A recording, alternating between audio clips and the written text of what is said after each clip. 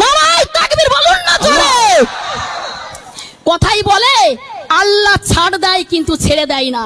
প্রত্যেকটা ধর্মে একতা, ঐকতা, ভালোবাসা, মিলন বন্ধনের কথা লেখা। নারায়ে তাকবীর, নারায়ে তাকবীর, নারায়ে তাকবীর। আমরা এই ভারতবর্ষের মাটিকে রক্ষা করার জন্য যদি আমাদের হিন্দু, মুসলিম, শিখ, ঈসাই প্রত্যেককে রক্ত দিতে মাটি আমরা ভিজিয়ে দেব, তবু আমাদের